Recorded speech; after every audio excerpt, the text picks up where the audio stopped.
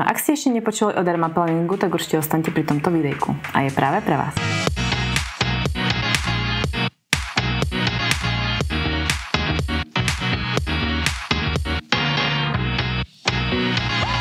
Ja už som roky pozerala na to, že na internete baby si holia tvár a takisto som tomu vôbec neverila, že mi neporastú chlpky hrubšie, že jej nebudú dlhšie, že nebude ich viac. Viac ako rok už si holím tvár a nezmenili sa chlpky. Asi som za rok holila 3-krát, pretože to proste tá pleť nepotrebovala. Hovorí sa, že dermaplaning má viacero benefitov pre vašu pleť. Ja to naozaj vidím na sebe. Je to niečo ako hlboký peeling. A u kozmetičky vám to urobí teda poriadnejšie.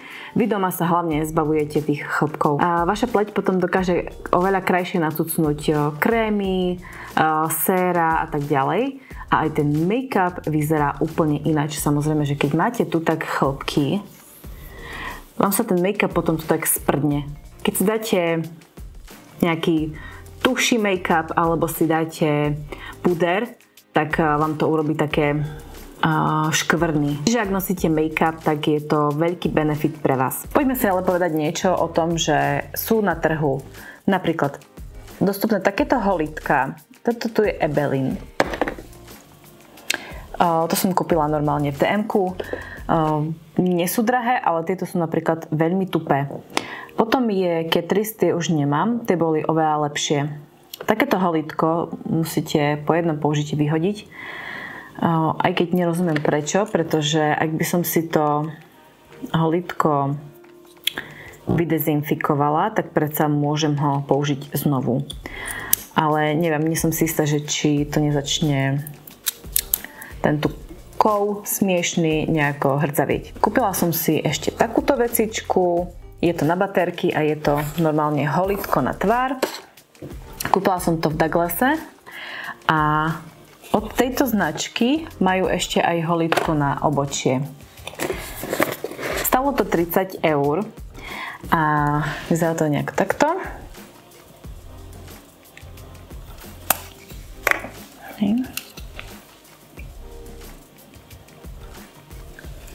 Zapne sa to. Má to aj svetielko.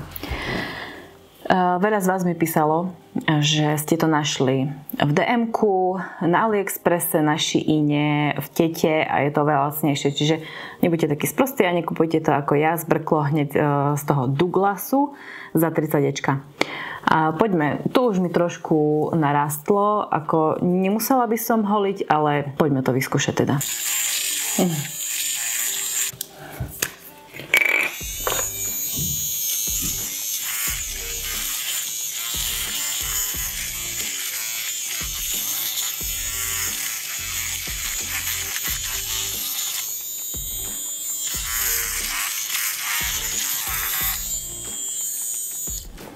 No,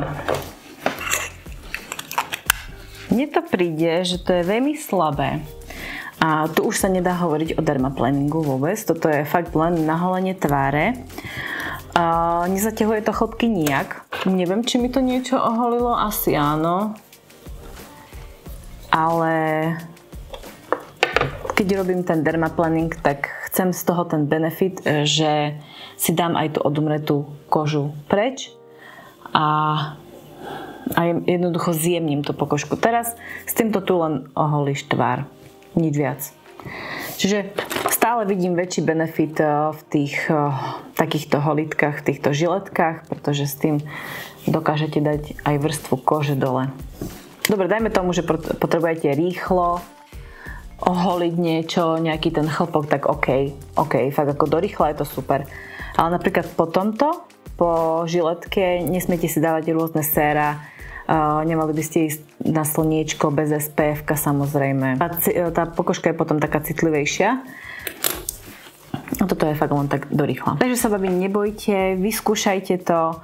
Ak nemáte naozaj nejaké hormonálne problémy, tak vám tie chlpky nenarastú iné a nebudete mať ani fúzy. Netreba sa bať takých vecí.